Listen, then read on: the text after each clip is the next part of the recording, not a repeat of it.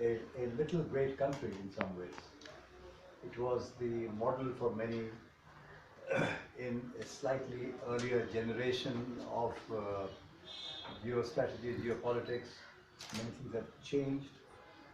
The Cuba we have today is the Cuba after the Castros.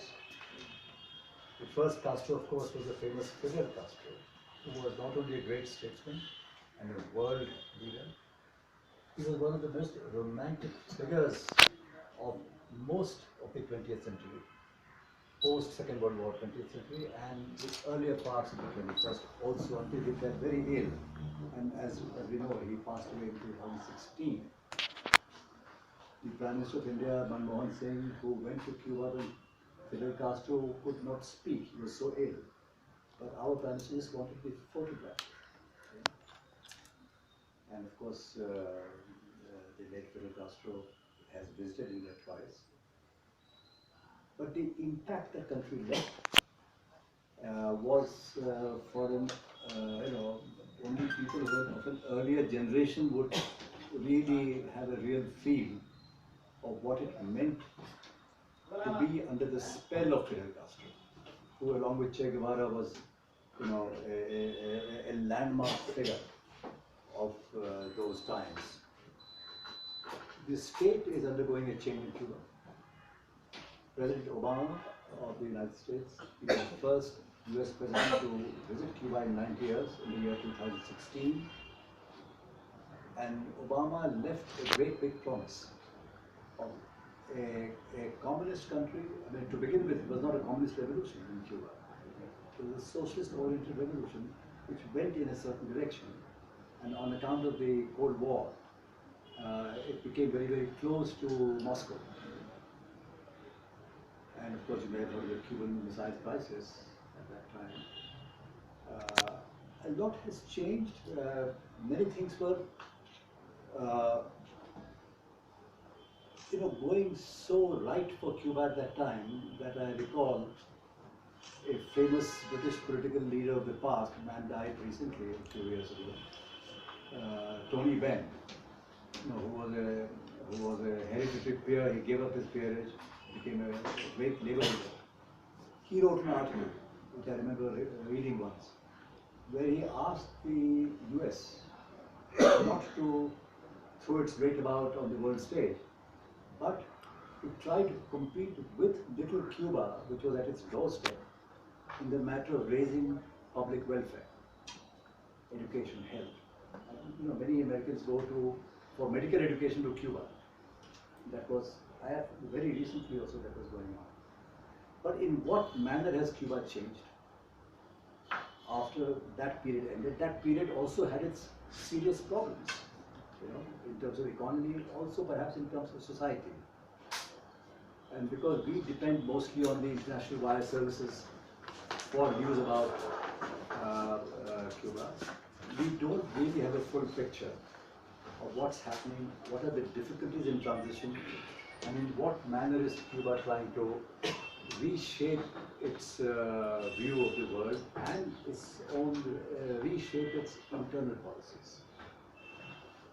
So I will request His Excellency the Ambassador to speak to us, and he'll be perfectly happy to take some questions. Excellency. Yes. Well, first of all, I would like to thank you, the press club, the opportunity to invite me to a gathering with a group of personalities from the press here in India. And although I'm almost a member of this club, because I've been here twice, at the beginning of my presentation of the credential, I came here twice, and now I come here. So I come here almost once in a year. So I want to first to refer about or talk about the 60 years of our bilateral relations. I brought that written to explain correctly myself, uh, and I will read only 2 pages, and then we can begin to answer or to interactive conversation with all of you. I would say that I believe that the establishment of the bilateral relation overlaps fully with the triumph of the Cuban Revolution in January 1st, 1959, and the proclamation of the Constitution of India in the 50s after its independence. Both the countries were anxious to defend their interests in the developing countries that became later very important for the NAM movement. Our bonds today are historic, fraternal, and aim at the development and well-being of our peoples. This day is linked precisely to the first Cuban delegation that visited India, only to 9 months from January the 1st, 1959, which was led by Commander Ernesto Che Guevara. He was the first to come to India with the broader message sent by the leader of the revolution, Fidel Castro, to Indian people. As representative of the revolutionary government of Cuba, he was received a day after his arrival by Prime Minister Jawaharlal Nehru, and immediately after we established the diplomatic relations. When Che returned back to Cuba, he wrote a report about his impressions of that visit. And he said, the root of these ties is based in the universal culture and values proclaimed by Jose Marti, Rabindranath Tagore, Mahatma Gandhi, and others. After came the historical meeting between Fidel Castro and Nehru in New York around late 1959 on the occasion of their visits to the General Assembly of the United Nations. Since then, our relationship has been sealed in history. There are many anecdotes and stories that, as are well known to you all, I don't need to mention. Just to say that Fidel was a great friend of India.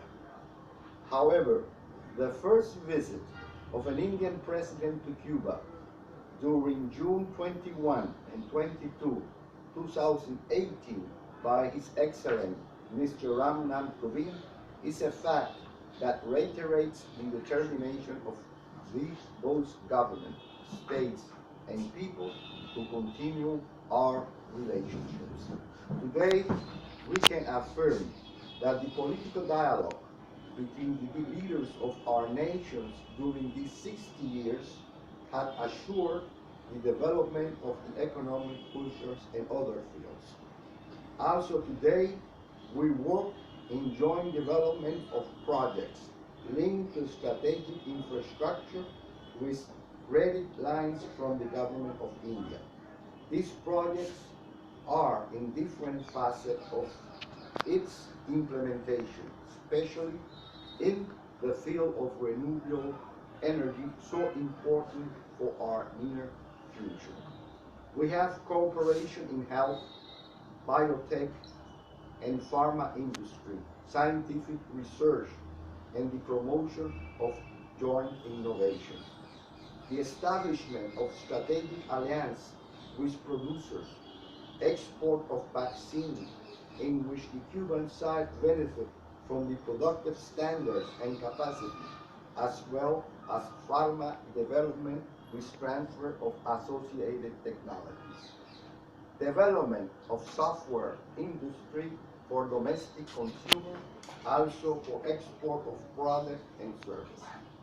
Cuba is also founder member of the International Solar Alliance, in which we work very hard. During these years, Cuba has been benefit of the ITEC program, and more than 600 Cuban professionals have been participating in scholarship and training courses in India. Recently, we began our cooperation with the Ministry in Ayurveda therapy, nutrition, and medicines. We still are evaluating and searching the use of trade mechanisms so that we can increase trade. India has been along almost 60 years as great support of the struggle of Cuban people against the unjust and criminal economic, financial, and commercial blockade. I want to use this opportunity to thank for this historical position from the government of India and the permanent solidarity from its people. Together, we defend the environment, the struggle to prevent the climate change, against all kinds of terrorism, and both of us defend the cooperation South-South programs.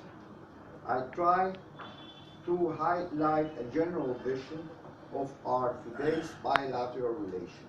I reaffirm the commitment to continuing efforts to strengthen the relations and maintain relationship based on long-standing ties. Thank you. That is the introduction. After this introduction, you can ask, you can talk anything that, of course, if I have answer for that, and exchange anything. Thank you, Ambassador. It's a very comprehensive summary of the present relationship, present state of relationship between the two countries. The stress on the International Solar Alliance, which Prime Minister Modi has talked about a great deal, is one of the initiators of the whole exercise. And Cuba is an important partner there, as well as the pharma industry and linkages with the Ministry of Ayush, Ayurveda, and other medicine. Cuba, being in the tropics, produces, has a kind of climate where it can take an interest. Plus, South-South cooperation, the opening of the Southward Bank, and with so many institutions of that kind. I would only request that when you ask a question, do please identify yourself and your organization. And go right ahead. Yes, Vijay Nayak. Vijay Nayak, I'm a journalist. Actually, see, I want to know, remember that during Obama's time, the relations were sought to be improved between America, US and Cuba. They improved also, and Obama visited, and then there was opening of an embassy there. But after Trump came to power, he reversed the decisions of Obama. Now, what is the state of relations between Cuba and the US right now? Whether the embassy is there or whether the consulate is there, and whether any kind of ban or any kind of sanctions are there on Cuba. What is the impact of the change of leadership in the US in Cuba? Well, first of all, Obama, I would say, was one of the president of the United States that worked for an approach in the relation toward Cuba. We remember that in 1959, months after the triumph of the revolution, Fidel was one of the first country to visit Venezuela at that time, because Venezuela was always a very, very good friend of Cuba. And Venezuela was the country where Simón Bolívar was born. So he visited Venezuela, and then he visited the United States in 1959. And there he contacted many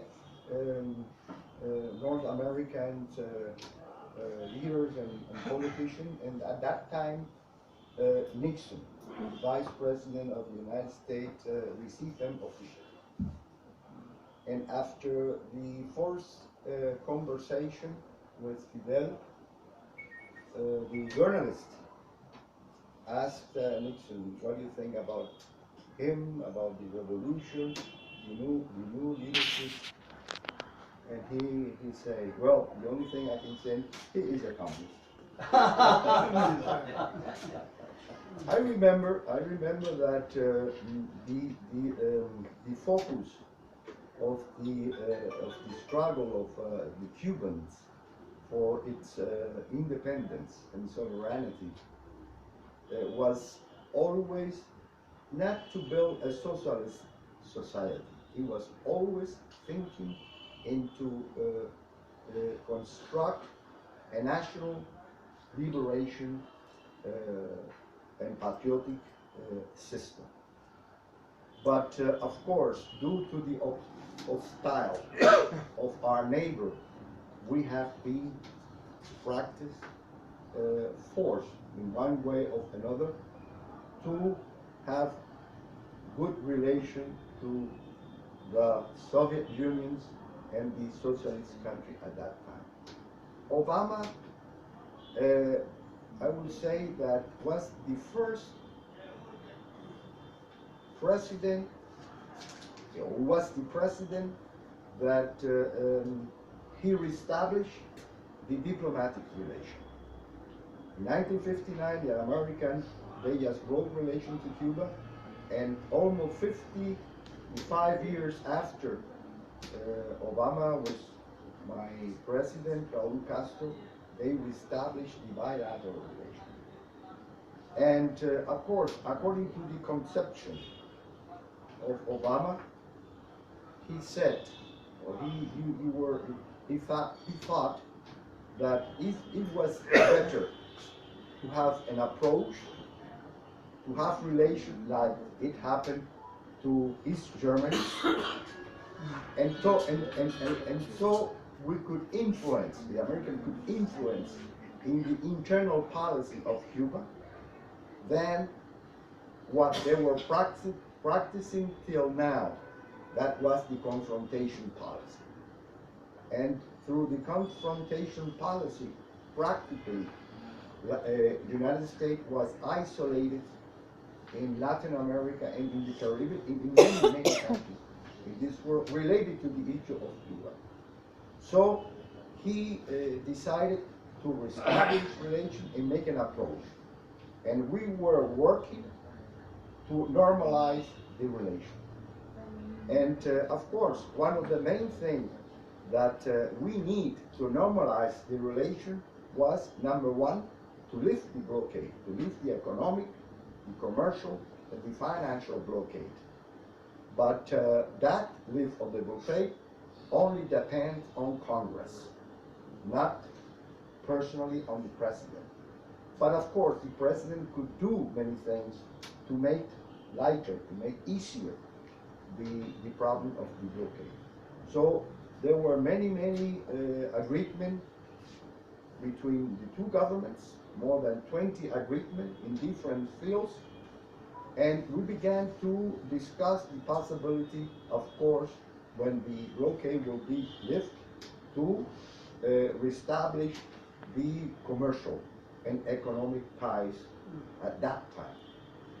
Then came, it's a pity that Obama didn't win the election, and came, of course, a new president that since the beginning changed the rhetoric to Cuba.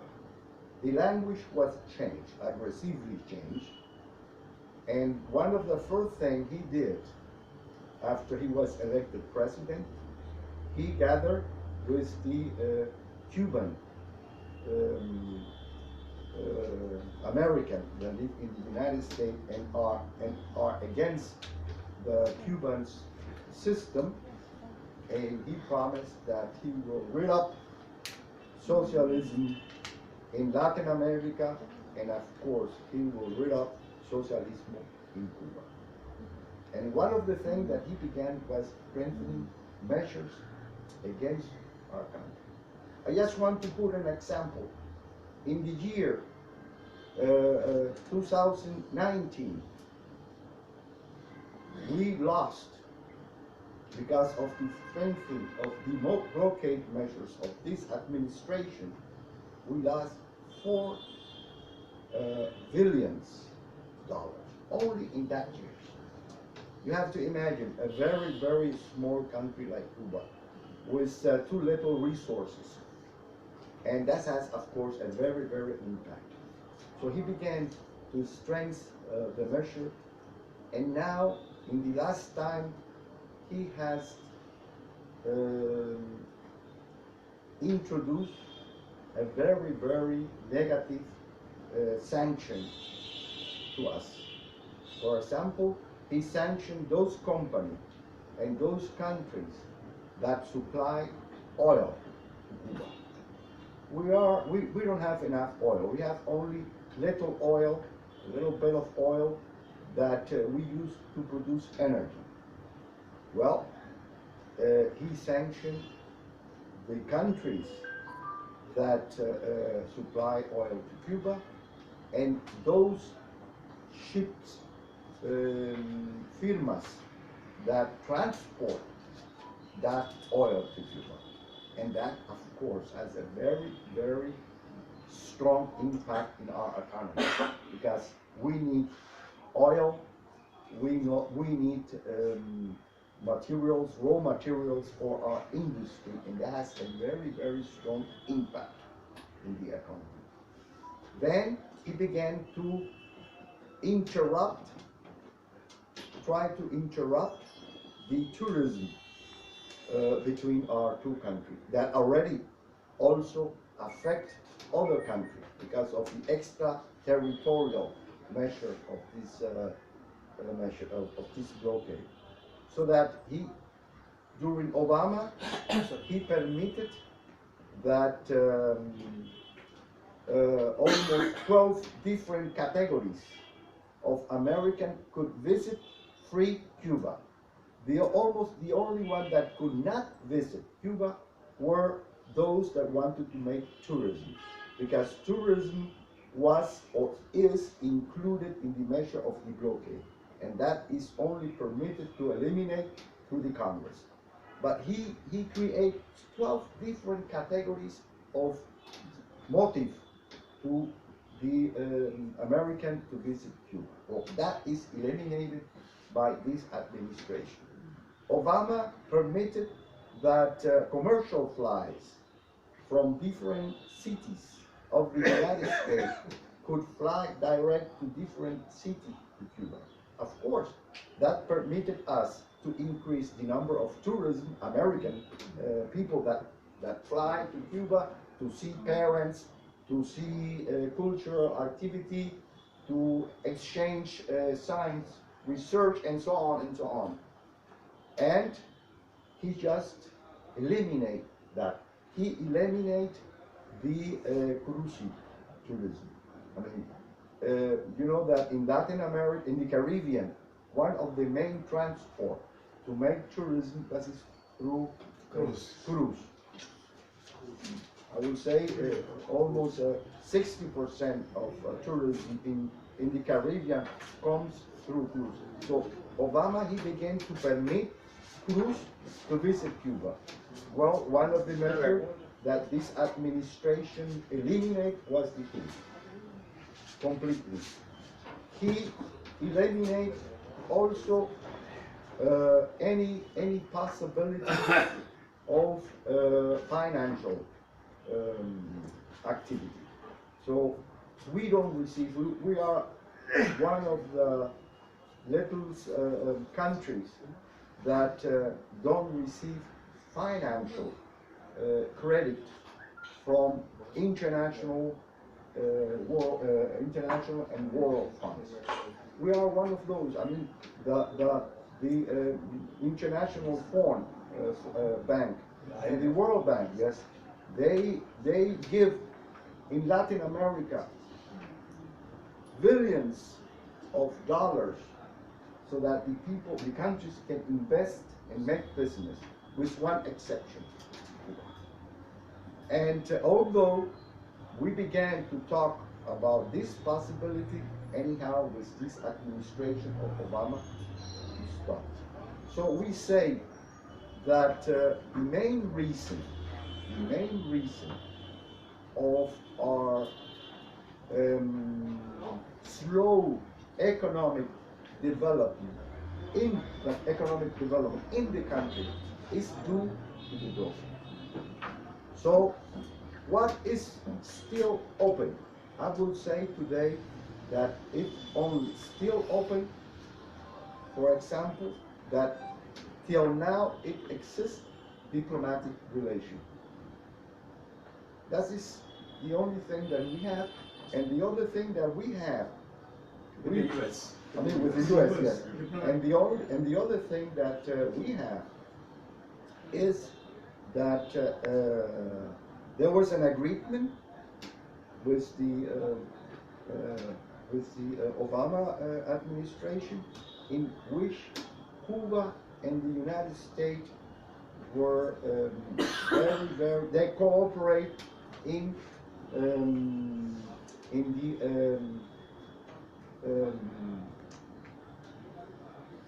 flows of oil in the sea.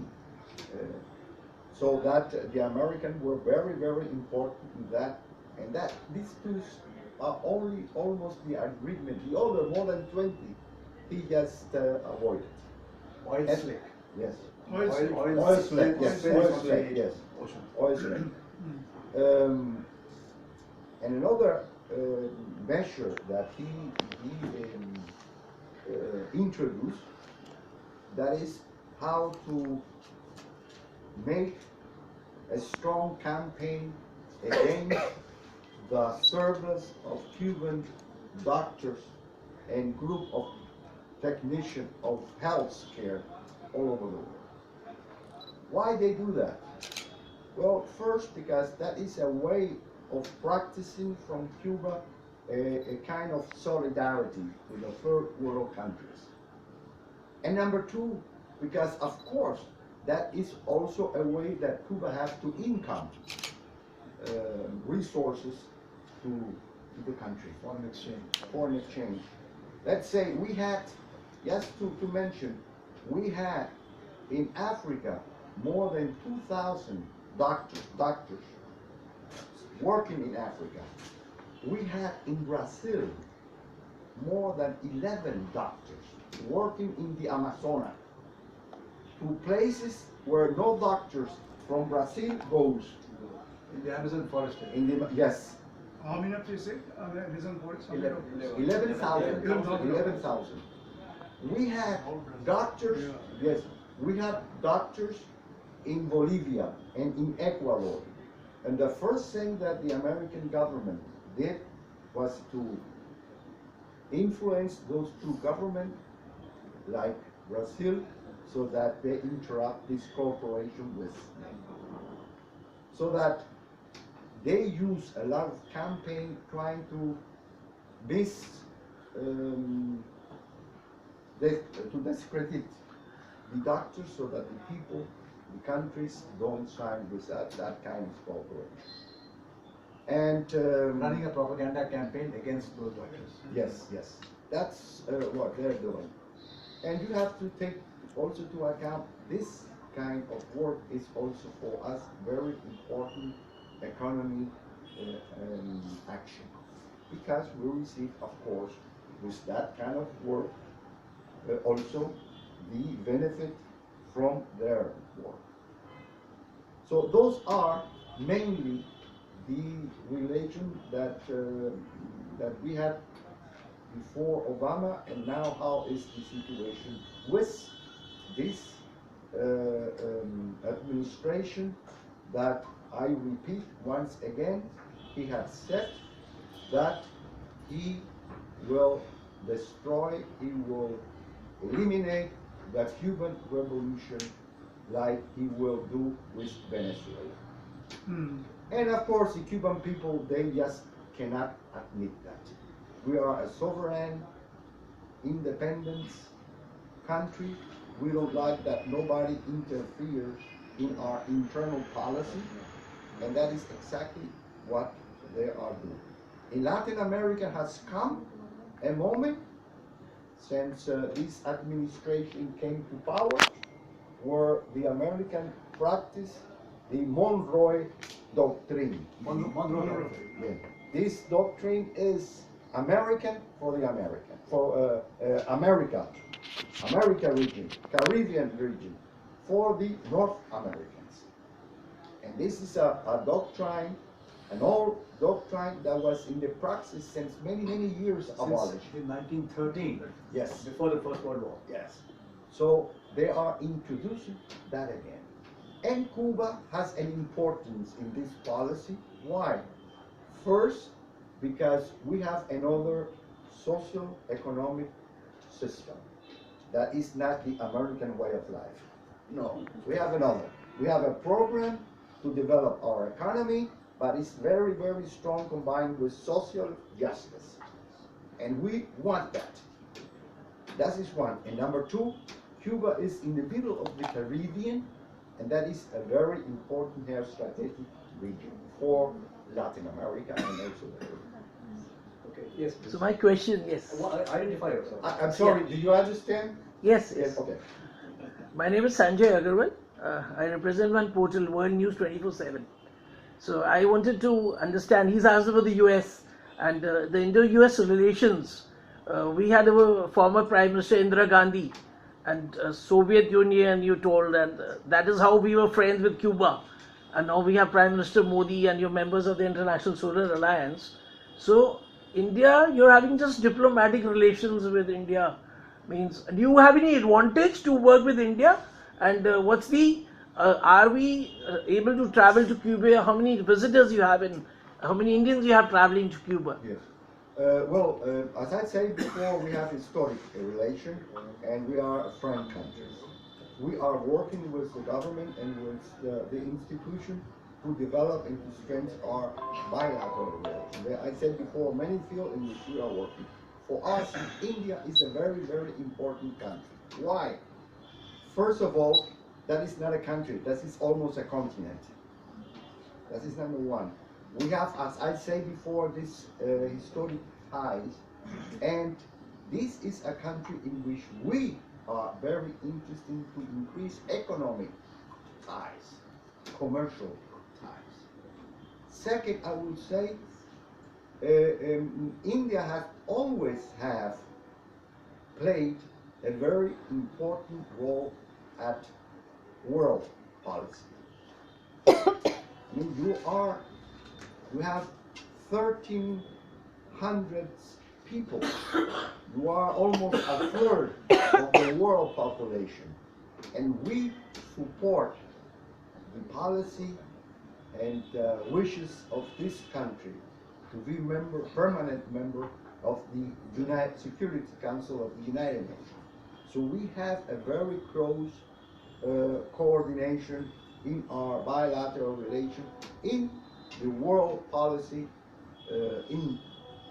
here, and of course the role that India plays in the South-South cooperation. We are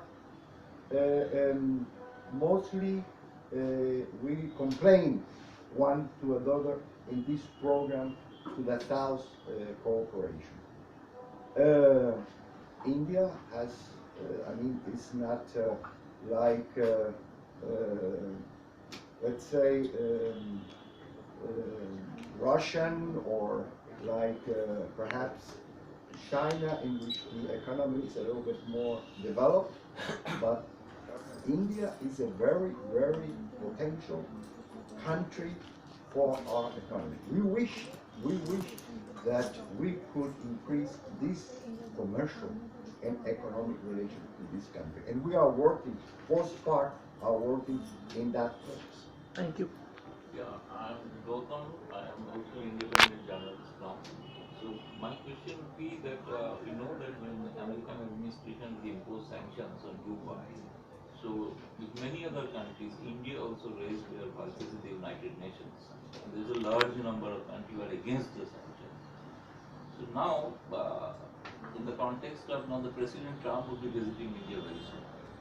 So other than bilateral issues, there will be issues related to the international, regional and international issues. So what you are saying now, and you have a very best of relations with bilateral with India, do you have any wish list to Indian government that they should deal with the US government to ease the sanction part from the Trump? Whether it is possible or not, I don't know whether you have already communicated or not. No. Look, first, I would like to say that we live in a global world. And as global, we wish, also like the Indian does, to have relation, all kind of relation in the whole world. We, for example, we don't have relation, I think, only with two countries. Only with, but the rest we have relation. And we wish that this relation, of course, develop. India has always supported our policy in framework of the NAM, always. And India has supported us historically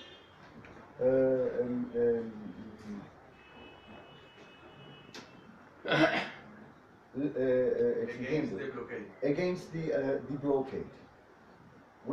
Cuba has presented at the General Assembly since 1992 more than 27 resolutions, international resolutions in that assembly where we demand the lift of the blockade.